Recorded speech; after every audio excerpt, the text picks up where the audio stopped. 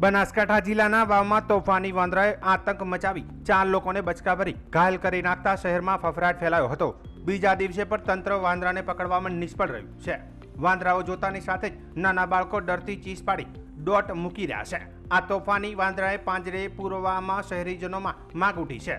હજી સુધી પાંજરે ન પૂરાતા શહેરીજનોમાં ફફડાટ યથાવત જોવા મળી રહ્યો છે।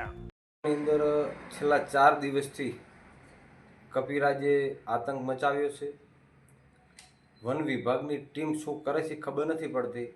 4 થી 5 માણસો ઘાયલ થયા, બચકા ભર્યા, કોઈને 30 ટોંકા આવ્યા, કોઈને 5 આવ્યા, કોઈને 9 આવ્યા।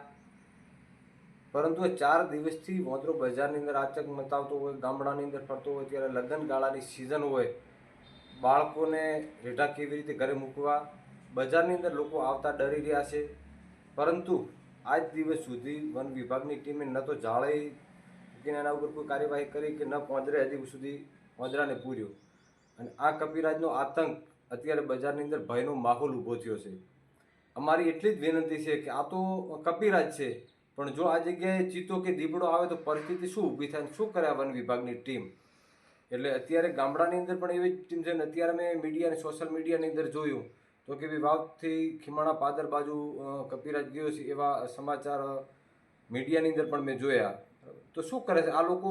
લારે લારે ફરશે ને વાતો કરશે ને અમને સમાચાર એવા મળ્યા કે ખીમાણા પાદર ટીમ આવી છે। મેં એમને સમાચાર ગામ લોકોની સાથે વાત કરી પૂછ્યું તો કે કોઈ ટીમ આવી નથી। એટલે વન વિભાગની ટીમ માત્ર વાતો કરવા પૂરતું દેખાડો, બાકી ક્યાંય દેખવા મળ્યા નથી।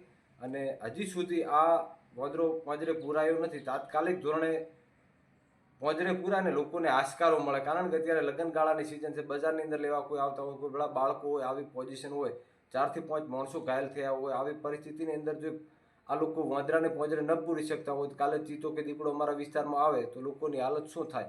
એટલે તંત્ર ઉપર તો સવાલ ઉઠી રહ્યા છે। એટલે અમારી એક જ એવી વિનંતી છે કે તંત્ર તાત્કાલિક ધોરણે એના ઉપર કામ કરી અને કપિરાજને કબજે લે। ઓકે, છેલ્લા 4 દિવસથી વાવ શહેરની અંદર એક કપિરાજનો આતંક ફેલાઈ રહ્યો છે અને પબ્લિક દ્વારા વારંવાર આ અંગે ફોરેસ્ટ વિભાગને રજૂઆત કરવા છતાં ફોરેસ્ટ વિભાગ માત્ર પાંજરો મૂકી અને પ્રજાને રામ ભરોસે છોડીને જતી રહી છે।